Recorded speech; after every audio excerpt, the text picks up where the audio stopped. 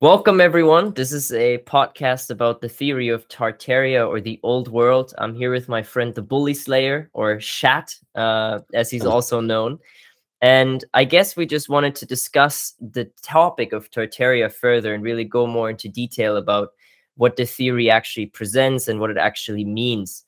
So without further ado, for the people that may not know what this theory actually is, Shad, do you have any few words that you wanna say about it? Yes. So, Tartaria or the Tartarian Empire. A lot of people get it mixed up. They relate it to what the Europeans used to say about Tartaria. They say Tartaria was an unknown region in the Asian region. The Mongolians, they didn't know what it was, but we've come to find out that the Tartarian Empire actually was an advanced empire that span across almost the whole world, not just in Russia and not just in Asia. So yeah, Tartaria is a one world, you could say a one world civilization that basically built up many of these structures that we've inhabited today. All right. I think I wanted to actually, it's perfect that you said that because I wanted to ask a question when it comes to it.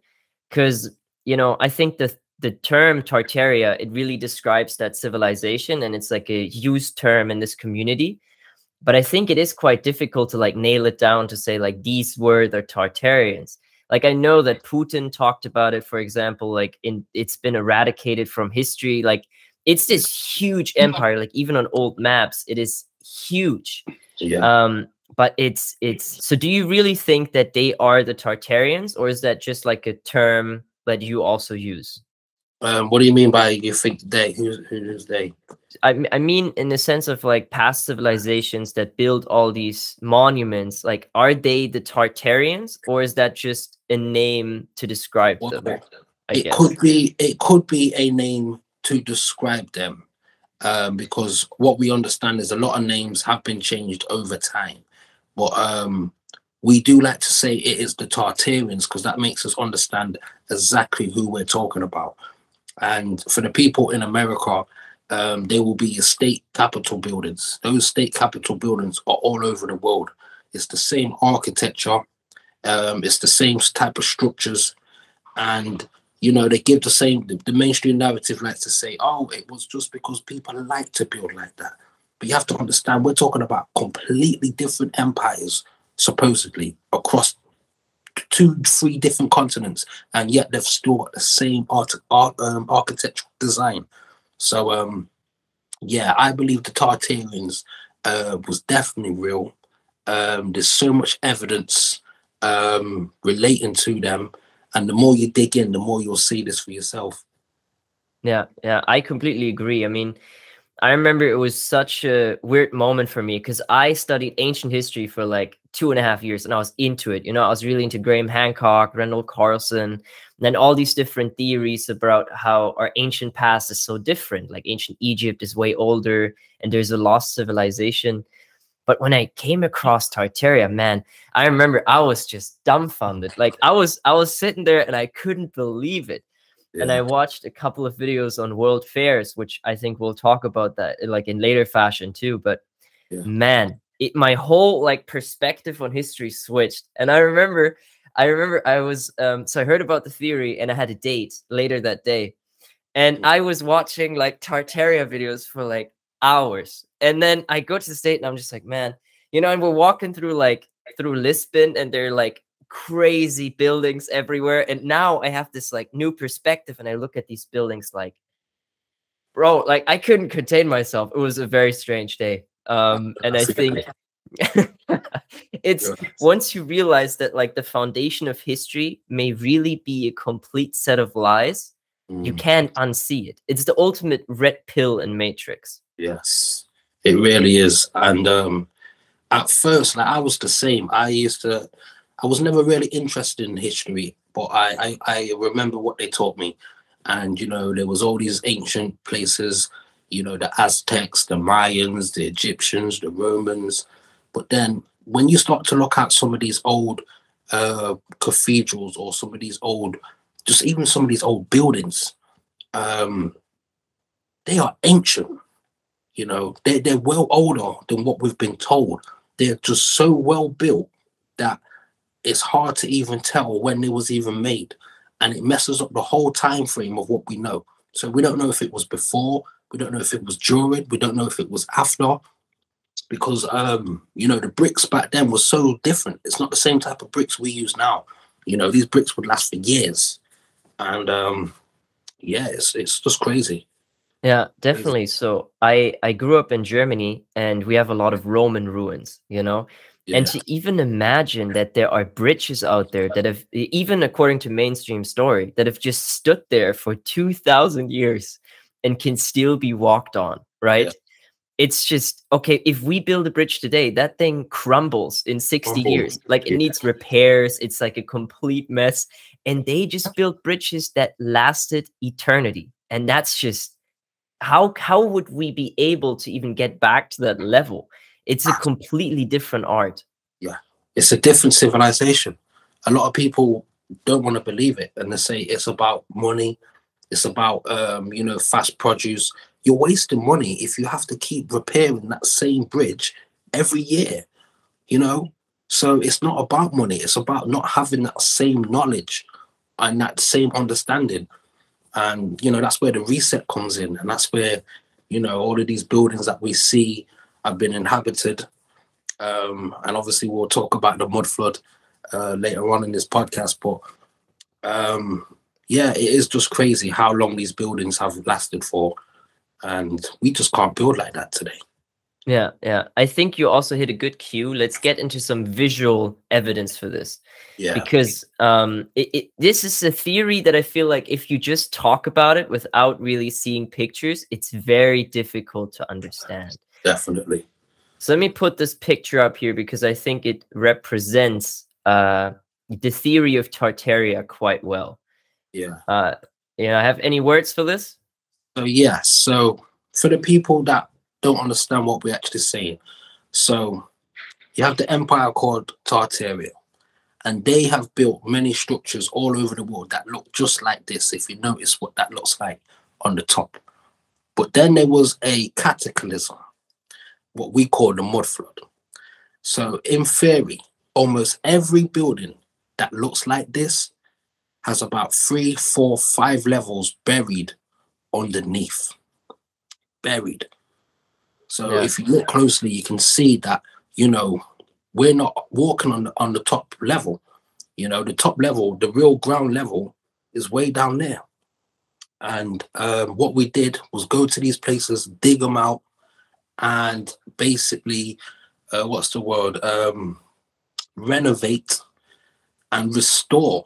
And it's where they get the word founded from. A lot of people like to say foundation. Yeah, you know it, brother. Yeah, They I like to was going to say, bring that up next. yes, they say we founded this in 1858. And you have to notice the dates. It will always be in the 1800s where they rinse this word founded, because they literally found these buildings empty and restored them and dig them out. So if you show the next picture, or you got Yeah, something to say about this? Yeah, this yeah. picture here. I This is what mean, we mean. This is a real cathedral now, people. And you can see that window is buried underground. This is not a basement. They didn't build it like that. The building didn't sink. The building was actually covered, like we showed you in that last picture, in mud. And what we do is we dig it out, renovate it, and then we claim it for ourselves. So if you notice the brickwork on this again, this is ancient structures. You can barely put a date on these buildings here. yeah, Ancient work. ancient. And they always use some form of sacred geometry in their Yeah. buildings. It's very interesting. You have mythological themes, like you saw in the first picture, the amount of columns, the huge windows, and always these very perfect shapes. Like, there's nothing left to coincidence. Yeah. It's planned out, it's beautiful, it's created with love. Yeah. And you have these buildings in your city. Like, even if you live in a small town, look at the town hall, the church, maybe schools. There are buildings that have the same aesthetic and the same look. that just have that appearance of someone actually cared about Yeah. creating these. Not as we are today, that we just, you know, we shit these buildings out of the Yeah. ground and it's just this rectangle, Yeah. a colorless rectangle. Yeah. And it's sacred geometry that they was using. And you know, they always had bells, organs, because they used to use, the Tartarians used to use sound frequency for healing. So originally they say the theory is that these windows that look like that didn't even have glass in them. They used to use it like a sort of like a speaker. So they would play sound through these so-called windows, and they would heal the town. It was great. Like, we're gonna go deep into this, people. Don't worry, but Yeah, what will yeah. be explained.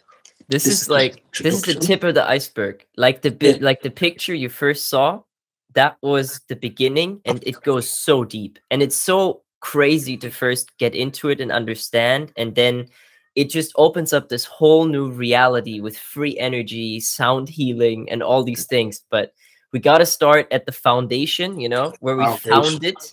Yeah. Let's go to the next image here, and I think that shows it quite well too. Yeah, like, this is perfect. So with this one here, they was actually building a car park, and they started to dig into the ground. And when they did it, this is when they've realized that that's not the original front door. The original front door was buried under the ground. So it's not a mud flood. They didn't, I mean, it's not a, what was I going to say? It's not a basement. It's not a lower foundation, because a lot of people say, yeah, they built solid foundations. You can see the windows underground. You can see the door underground. And many of the buildings all over the world are exactly like this. Yeah. Yeah. And there's a high chance you have buildings like that in your city too. And if you look at windows closely, there's a high chance that you'll find some buried windows. Yeah. And this is just another one. So again, they've dug up the ground for some reason here, and you can see entrances, buried windows, buried doorways, and nobody knew that was there. A lot of people say, well, surely you could have accessed it from inside the house. What people don't know is that when they started this reset and these foundations, they seal it off. So they seal it off because the bottom level was too damaged, you know, from the mud flood. So the first level floor usually is too damaged for repair. So they seal it off. So it's not like you can actually always access these places. Yeah. And what is crazy about that, like, I think the biggest case or the best place to talk about the mud flood is the United States of America, because it's the young country. Like, historically speaking, there wasn't supposed to be anything there. Yet, if you look into it, like, most American cities, even small towns, have an underground level to them. Like, why are there storefronts beneath the ground in like Wichita, Kansas, or Indianapolis? They shouldn't be there because it's a young city. And people forget that they're there, and then they rediscover them, which is so strange because the city is like, what, 250 years old maximum? So they say. Yeah. So they say. It's ridiculous. We have a couple of more here, and I think that is a good example here too. This is Seattle, right? And it's just like, what is even happening? What are these weird mountain-looking buildings, or like not buildings but just structures? And you have a house in between. The remains of Denny Hill. It's fascinating, and you have that a lot in old images, and that's something I wanted to get into too. This is an image, also Seattle, apparently 1886, after the Great Fire. And that is a common theme when it comes to Tartaria, that most cities had a huge fire or earthquake in the 1800s. And for some reason, these fires destroyed completely stone brick buildings. I mean, look at these. These are clearly old world, huge windows, and it's stone. Why does a building like that get so damaged from apparently just fire? And it's in all of the cities. They've all got the same story. There was a fire. There was an earthquake. There was just something that went down and destroyed all the buildings. But when you look at the pictures of the destruction, you're like, that looks like the pictures of World War II. Like, Yeah. what, fire did this? Like, Yeah. a fire burns brick. Do you know what I mean? Exactly. And in San Francisco, they had a story, like San Francisco's builders, pictures similar to this. And there they say they tried to fight the fire with dynamite. So it's like, what are we even, like, the people that supposedly built these structures decided to say, oh, you know, let me just throw some dynamite at that building and see what happens. Where was that? San Francisco. San Francisco. I mean, come on, people. This is where, I mean, you don't even need critical thinking on this one. You're fighting fire with dynamite. Does that even sound realistic? And the funny thing is, like, there was a time people believed this. It's like the fire of Chicago. They blamed it on a cow. You know, they said a cow knocked over a lamp, and that lamp destroyed the whole of Chicago in one night. Like, just don't make sense. It doesn't. It really doesn't. I'm working on a video in Indianapolis right now, or just like a short snippet on it. And there they say that a pigeon flew over the city with a lit cigarette butt and dropped it on a house, which turned the brick house into, you know, rubble. Terrible. It's ridiculous. You have more in here? Oh, this is an interesting one. I love this one. This is the Capitol building, I think in Washington, D.C. And you can, like, what is this beneath the staircases? You know, you have like a whole structure under there. This reminds me of the first picture that I showed you as the example of what is under these Capitol buildings.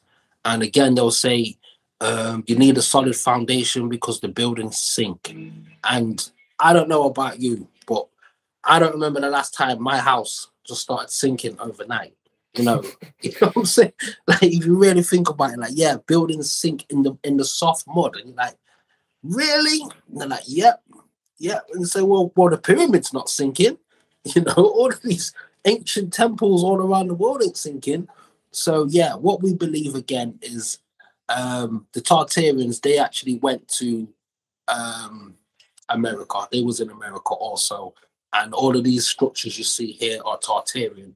And that's why they was all buried, and they've just been rediscovered or founded. Yeah, that's a good way to say it. Founded. This is also a picture that shows it very well. I think this is also in America, but you just see how much rubble is everywhere. Does this look like a freshly built city?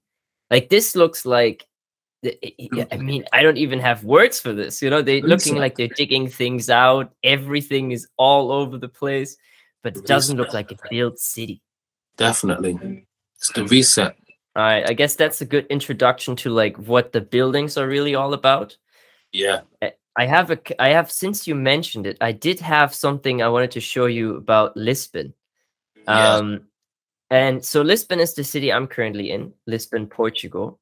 And they have this very interesting building that I also wanted to share, because I don't think you've seen it, and I'd love to hear your take on it.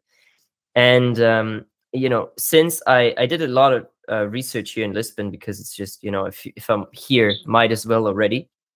So this is one of the biggest squares in Lisbon nowadays. This is an old depiction, and what I want to pay attention to is this building, right? This building right here. This is like 1680, I think, this engraving. Also beautiful painting. But this building right here, all the stretch. And if we see further, this is like an engravement, like 1700, same square. This is the building. Yeah. So in 1755, there's an earthquake in Lisbon that destroyed 50% of the city. First the building started crumbling, then there were fires everywhere, and then there was a tsunami.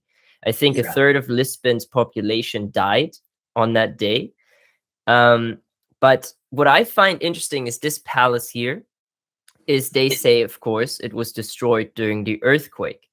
Now, let's take a look at that building, like at this place today. What does it look like today? We have this building over here. You see the same arches that you've just seen in the pictures before. Yeah. The same tower. And even if we look further, the same little bend that it had, it added some very impressive monuments here on the side. I mean, just the size of it is ridiculous. Yeah. But this building, was that really destroyed in 1755 and then rebuilt exactly the way that it was? Like, that just seems so unlikely to me. This is one of the main narratives they give for all of these buildings. They always say it was destroyed, then it was rebuilt, or it was moved and then it was rebuilt. And they'll say that about 3 or 4 different times and give you 3 or 4 different dates. And the reason why they do that is so it's hard to trace when it was actually built. You know, I've Googled many structures before, and they've given like 3 or 4 dates in 3 or 4 different places. Like, oh, the original site was there, then they moved it brick by brick to another place, and you're like, really? And it's like, yeah, that's how much they love that building. And it's like, really? Yeah, but they didn't have TikTok back in the day. They you know, didn't have TikTok. They did. They weren't looking on their phones, and it's like, come on, man, that's not a realistic answer. And we're doing all of this with hammer and chisel. Like, wow. Yeah. It's like, yeah, people were stronger back then. They ate more protein. It was in it was in the water, and you're like, come on, man, just think about it. You know, don't jump to a conclusion. Just especially think. Yeah, no cars. You know, they didn't even have the same transportation methods. We're talking about people that had a horse and a wagon. And then you're telling me, oh, let's move this building across the country. Let's take this building and ship it to Europe. You know, it's like, what are we saying? Why is this the official story? I know, and it's so crazy because it's like, we wouldn't have questioned it. Nobody usually questions these things. We get told about it in school, and we think, well, why would they lie? They've got no reason to lie. And it's like you're almost trusting human as if human is a god or something. Like, you know, humans don't lie. Only bad people lie. And you think, you know, your government or whoever it is, you don't expect them to lie. And it's like, even that's naive. That alone is naive. It's like, oh, you thought they were told the truth? Ah, well, I've got some bad news. Everything's a lie. You know, not just one bit. And it's obvious as well, because the people that we're saying have created this false narrative, they are the same people that was committing mass genocide and conquering lands, apparently. So it's not like they was genuine good Christians. You know, we're not talking about good-hearted people. We're talking about people who wanted to put themselves at the top and say there was nobody else as great as them ever. So that is another reason why the lie is in place, is because people want to be superior and they don't want to give true, true respect to the previous civilizations before us, you know. It's like, I feel like they also give clues, because the best place to hide the truth is really like to tell a really big lie. The bigger the lie, the harder it is for people to like start believing the opposite, right? It's like that idea. And if you look at these words like govern mind, like government, it's like they control the mind, you know. Parliament in French would be parler mentir, which is like speak lie. And that's parliament, you know? Okay. And you have a lot of these words that are like super like founded, you know, it's right in our faces, but we don't question it. We just take it as it is. It's crazy as well. I mean, you know, when you try and explain to people exactly what's going on, it doesn't click straight away, because it's like you said, the bigger the lie, the harder it is to catch. And you know, it's almost like, I don't know if they do it in Lisbon or where you're from, but in England, they do this thing with the bank and your housing. They say, let me know your past 5 addresses. And you got to trace your past 5 years of addresses. It's a bit like that with history and their lies. They've started the lie from the Big Bang. So their lie continues from the beginning. So they've got the Big Bang, they've got the caveman, they've got the dinosaurs, everything leads up to, but we're the most advanced now, you know, so nobody before us was advanced because they haven't evolved yet. you know, so it all fits into, every lie fits into place. So the minute you crack one of their codes, the minute you start to like, wait a minute, so the asteroids killed the dinosaurs. How do you know that, bruv? Was you there? You know, the minute you crack one of the lies, you're like, okay then. So if they wasn't so advanced, how did they carry the limestone from 5 miles away? You know, Yeah. these guys are stronger. Are they on steroids? Like, who are these men? You know what I mean? So once you crack one of the lies, it just all crumbles down bit by bit. But Yeah. It definitely. It's like, I think it's still crazy that Napoleon Bonaparte, one of the most famous figures in history, has this quote, "History is just a set of lies agreed upon." We're talking about the French emperor. Like, he's literally in charge of a country, and that's something that he said, you know? And I wasn't there. Who knows? Even that could be a lie, you know? But the point is, we need to question it. And we're not here to say, this is how it was. But it's important to ask. And if we're not allowed to ask, then that raises even more questions. Yes. Because how strange is that for society if we can't really investigate our own heritage? Where do we come from? Yeah.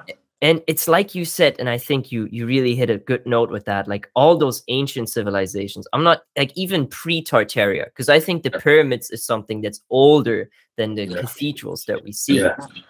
Yeah. Even them, like the amount of precision that went into that, like I really like ancient history was my jam for some time, that they brought a specific type of granite from 800 kilometers away. 800 kilometers away. They brought that somehow, we don't know how, and then they lifted it up like 70 meters and put it like this 80-ton granite block, just put it there in there perfectly. And we're talking about like people that were supposedly, you know, did hammer and chisel work and that were just dragging them. Imagine slaves, like, you know, carrying an 80-ton granite block. We can't pick that up with modern equipment like that. Like, this is an operation that would take us so many millions. Like, this is crazy. And they just did it for 800 kilometers. And we take it. You know, it's like, oh, yeah, sure. Slaves. I mean, even with the whole slaves, you say it was the slaves. It's like these malnourished slaves who was living for 3 days, have carried this limestone in the heat. They must be thirsty. And they've carried that 800 kilometers away. Then they get this special rope, because it's got to be the most super rope you could ever imagine, because the rope would snap, because you've had to lift it in the air. And then when that slave dies, another one just takes his place. Like, yep, it's my duty now. It's my turn. I know what to do. I've seen it. And I'm going to chisel away as well. It's like, how skilled are these people? And this is where we get into sound, vibration, and frequency. Because, what I personally believe is with the pyramids and other structures like this, they was using sound vibration, because sound and vibration can make things move and levitate. This is the only explanation that we can possibly think of at the moment. There might be other ways, but we definitely believe they had a lot of techniques and a lot of advice. I mean, even with the pyramids, they somehow aligned them with the stars in the sky.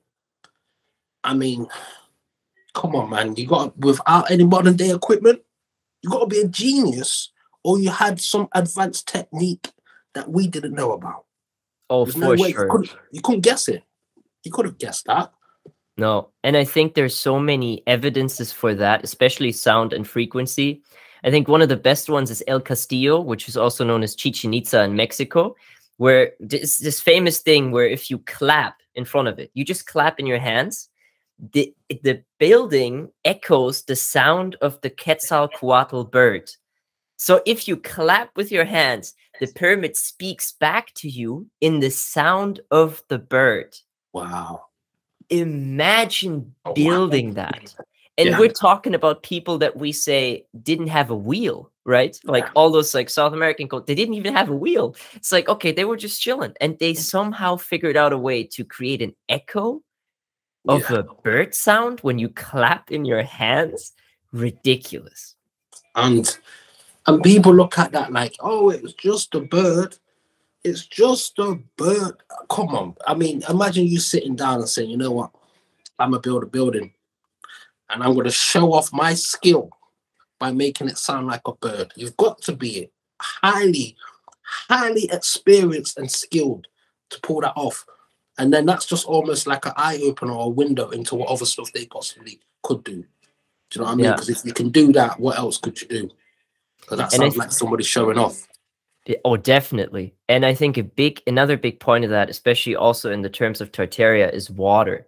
The Yeah. way they were able to use water systems, the Yeah. way they built canals, and the way they were able to just have, even like in ancient times, like Sigiraya, like Lion's Rock in Sri Lanka. It's this like huge rock fortress on top of a mountain.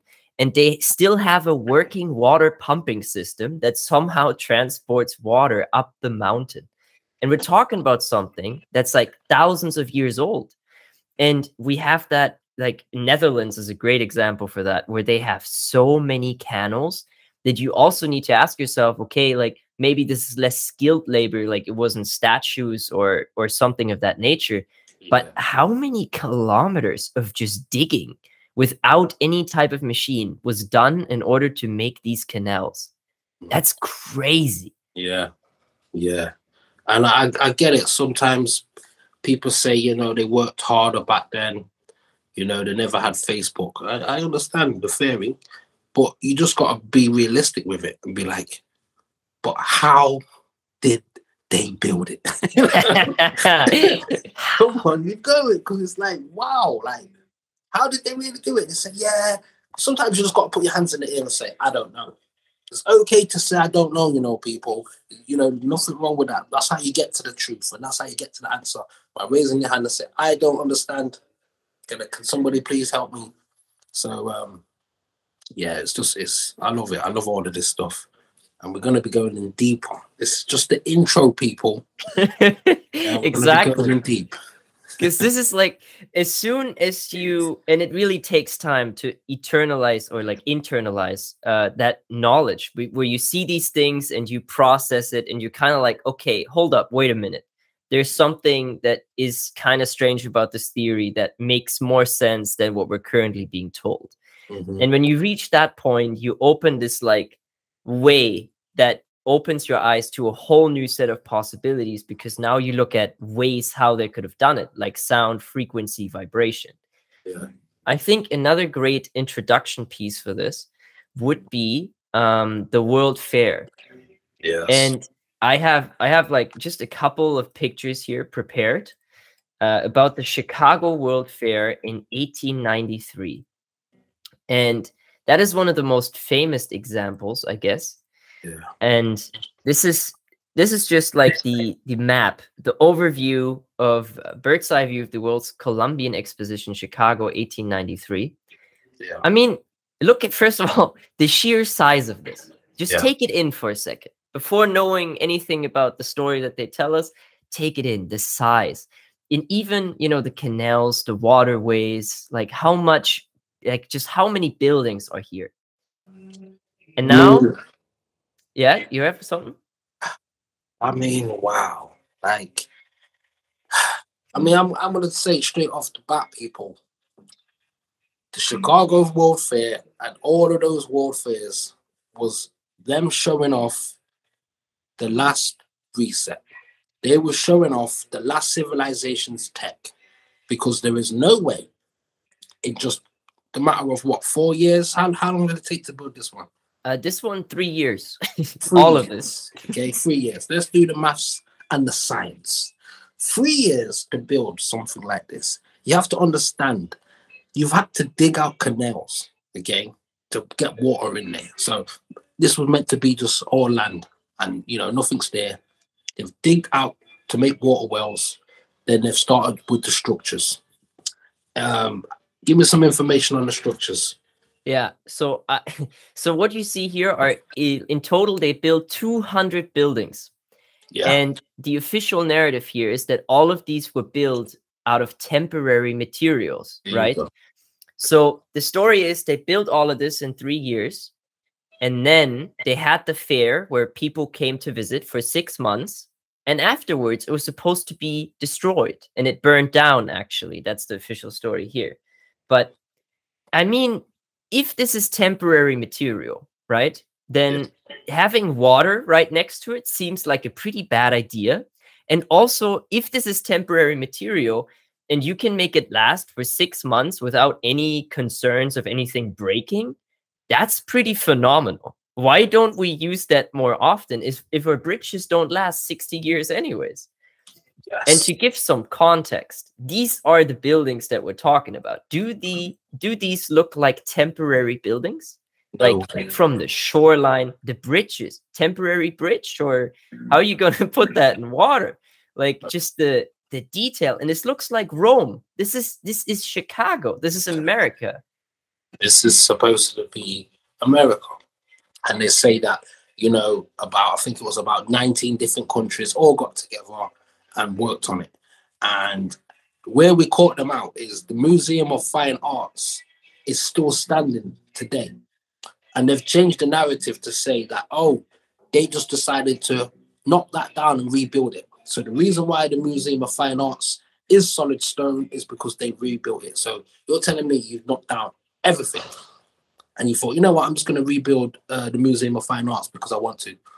To tell you the truth, the Museum of Fine Arts was one of the smaller buildings that they decided to keep because the rest of them was too grand. And I think they knew that we was going to figure it out after a few years, because it's like, why would you build this for a fair? Yeah. And then knock it down, you say. Exactly. This is also one of the first fairs that had electricity. So at night, this was all lit up. Yeah. Which is even wilder. There's another picture that just shows the grand scale. I mean, look at the people in comparison. You know, like that statue is still there. You know, that statue is still there. The statue is still there? The statue is still there.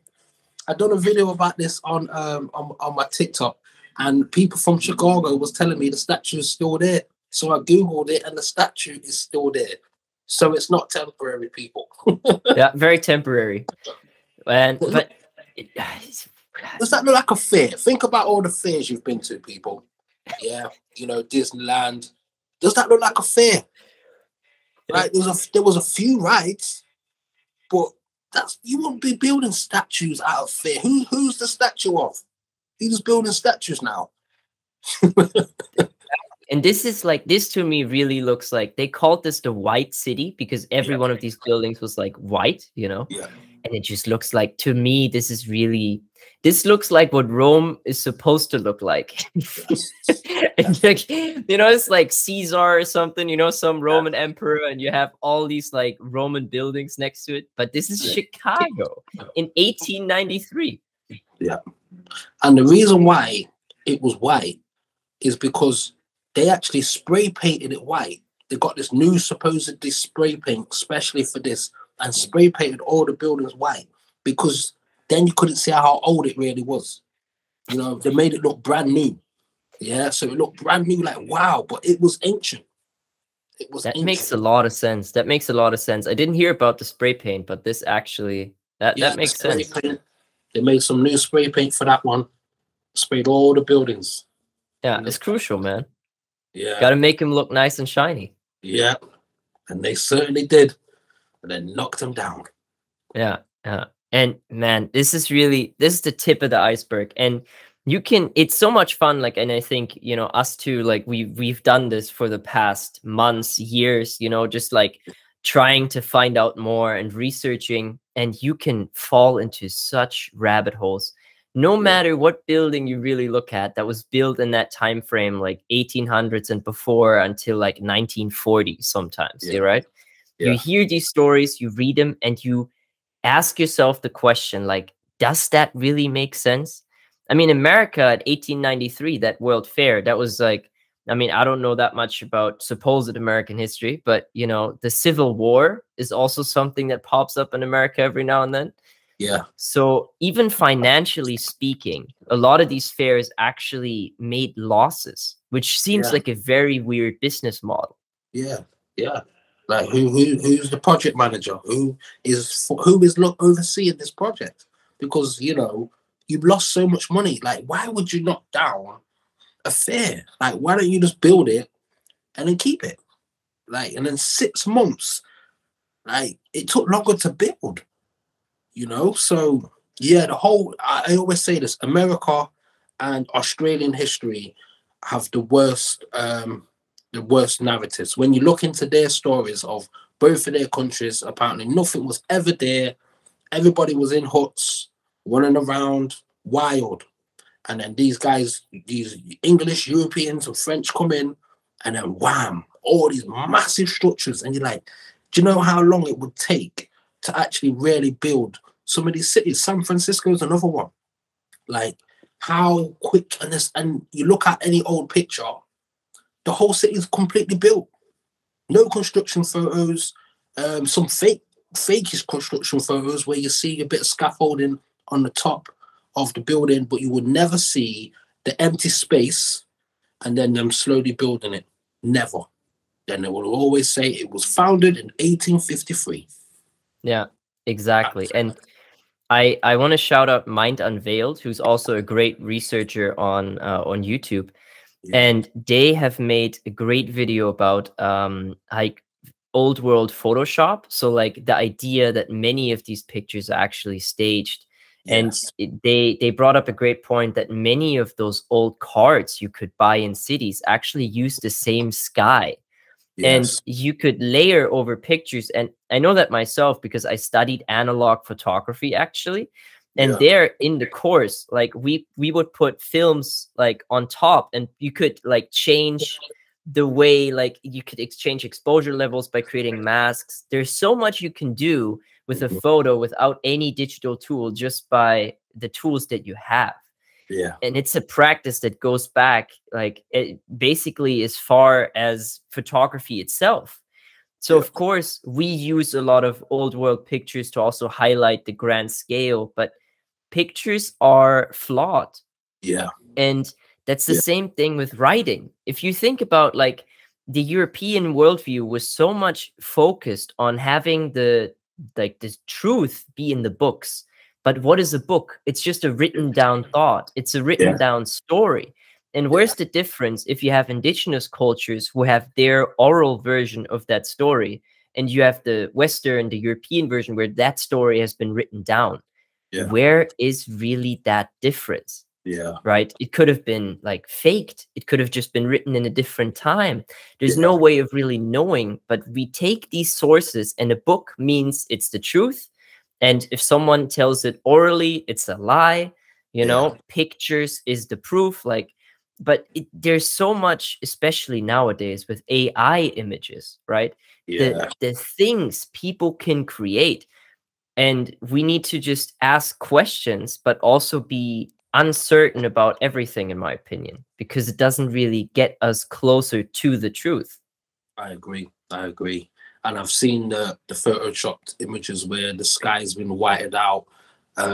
People have been put in place. Like most of those old photos have been photoshopped, and most of them have been photoshopped to stage something, to make you believe something was a way, but it wasn't that way. So yeah, and with the books, a lot of people say, but what's your source? You can tell somebody the truth and they'll be like, but you need to tell me your source. What they mean is you need to show me a book where the Europeans have wrote it down. And if it ain't in a book by the Europeans, it's not true. And it's like, but what if the Europeans lied? What if those books was to throw us off? And it's like, so where do we go from here? Brother, sometimes you just got to go with your gut feeling on this one. I don't know. Yeah, sometimes you just got to go deep within, because, a lot of things can't be trusted. But I do believe talking about things, challenging things, is the best way to get to the answer. Yeah. And I think the best source really comes from within, like trusting your feelings. And I love how like this topic is so closely related to like spirituality and like more deeper things than the surface level, right? Because the worldview that we're being presented is this very empty, like this atheist almost like civilization that we now live in, where everything just is surface level. It doesn't go deeper than that. You know, like we build buildings, and I think buildings are a perfect representation of that. If you see modern office buildings, like what soul does that building have in comparison to one of those buildings with statues and pictures and all this beauty and care that was brought into it? Those were people that had a way deeper and closer connection to, you know, where we are, because where are we really? You know, like, what is this place?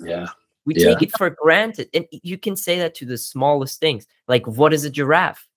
Like, what even is a giraffe? But we just, oh, it's a giraffe. Like, you know, like not even realizing the miracle and the wonder that like a tree is like grass, us humans. And it's something we need to get closer to. And I think these theories about history open up the window to this new worldview of us really realizing again who we are and what everything is, or at least get closer to it. 100% agree. And like I said, I think earlier on in here, that the lie starts from the beginning, where they start off with the whole Big Bang thing, is because they want you to believe that nothing has a meaning. It's all chaos. It's all chaotic.